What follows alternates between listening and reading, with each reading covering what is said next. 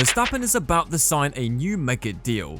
The collaboration will include a number of creative activations, including a new gaming initiative called Player 0.0, which will focus on responsible alcohol consumption. How did this happen and what effect will this have on his performance? Max Verstappen's dominant second title in 2022 solidified his reputation as a champion and proved beneficial for ad space on the Red Bull car. The Dutch Lion has attracted several major sponsors, most recently EA Sports, proving his worth as an athlete. Another multi-billion-dollar corporation now wants its name associated with F1's next big thing. Heineken has joined Verstappen's long list of sponsors, as incredibly proud Verstappen announced the collaboration on his social media platforms, celebrating the Dutch icons joining hands quickly overtook the internet. Freddie Heineken, the golden boy of Red Bull, made a promise while sitting behind the desk of the legend himself, more coming soon. With big names like Tag Heuer, Ziggo Sport, Viaplay, and Car Next on his team kit, the Heineken deal will undoubtedly be a massive bonus for the driver. It also plays into his off-track interests. As an avid gamer and passionate sim racer myself, I'm thrilled to be a part of the new game initiative being developed called Player 0.7, the champion said. While the 24-year-old ambassador is ecstatic about his latest collaboration, the F1 community is feeling the same way.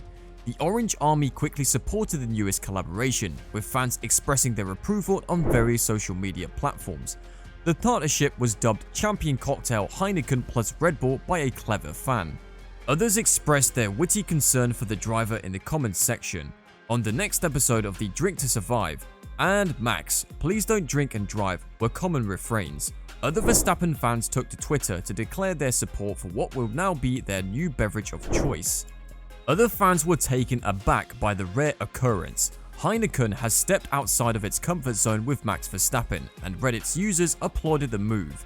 As the Dutchman became the first active athlete to be sponsored by the beverage company, Lewis Hamilton's main rival, Nico Rosberg, was mentioned. These new collaborations add to Heineken's existing relationship with Formula 1, which has successfully expanded the Dutch brand's global footprint and drinking occasions in targeted local markets. We are incredibly excited to partner with not only the current world champion, but also the team behind him in Oracle Red Bull Racing, said Bram Westenbrink, global head of Heineken brand. Max is a Dutch and international icon. He is the ideal Heineken 0.0 ambassador. His passion, both on and off the track, in the sim racing community will expand our message into the gaming world with Player 0.0 and aid in our push to encourage responsible consumption.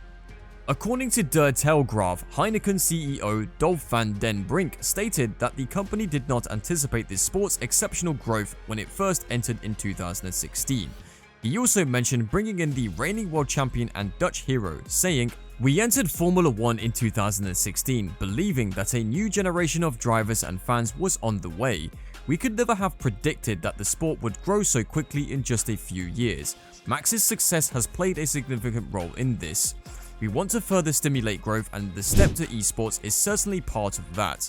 We hadn't done much about it yet, but Max is a big fan. Furthermore, non-alcoholic beer is becoming more popular, and Max will serve as one of our spokesmen to promote it." Max Verstappen expressed his delight at being associated with a brand like Heineken and the two parties' Dutch connection.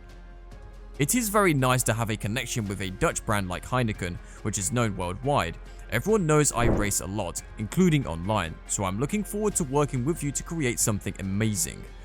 Van den Brink emphasized the importance of Max Verstappen's popularity and impact on the sport in the deal, saying, "Max's influence is enormous. Formula 1 began as primarily a European event, but it is increasingly becoming a global sponsorship platform.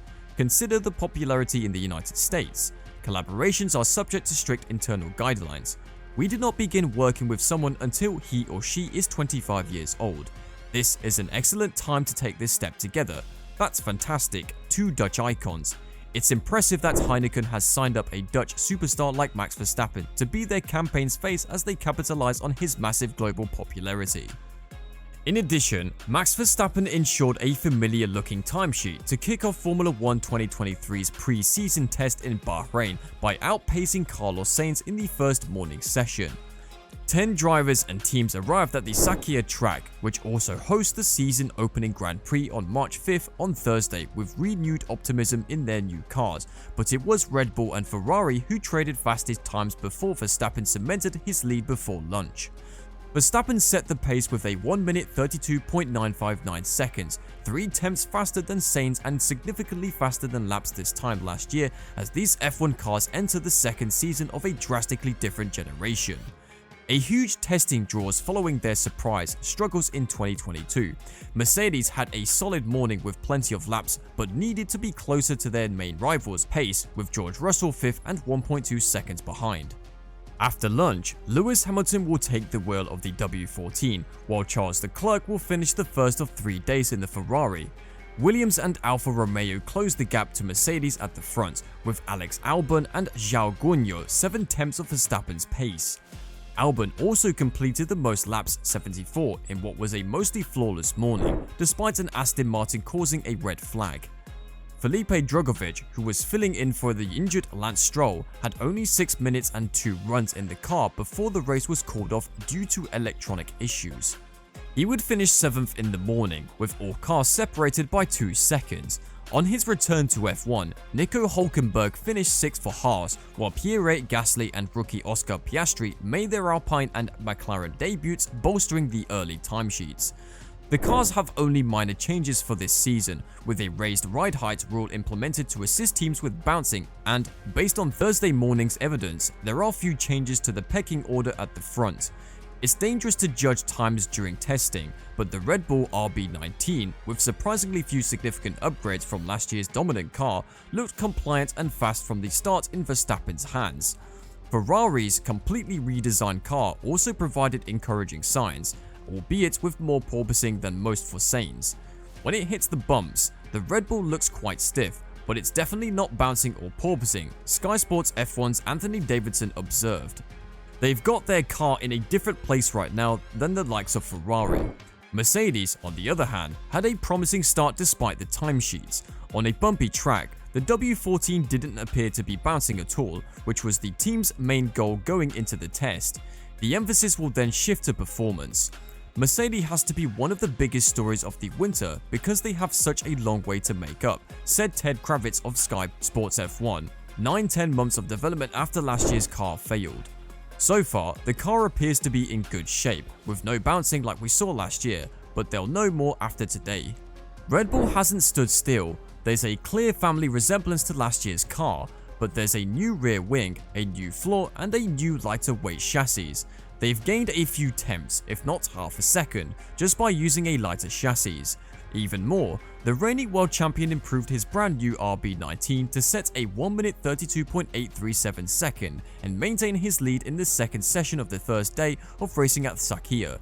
Verstappen, who is attempting to become only the 5th driver in F1 history to win 3 consecutive world championships, completed 157 laps, outpacing new Aston Martin recruit Alonso by 0.029 seconds. Lap times are meaningless this early in testing, but Alonso drew attention with a flurry of quick laps in the final hour of the day, despite being stuck in the garage due to floor damage. It was a good day for Aston Martin, who had a bad start to the day when electrical problems brought Felipe Drugovich to a halt, resulting in the only red flag of the day. Thanks for watching. If you liked this video, give it a thumbs up and we'll see you guys later.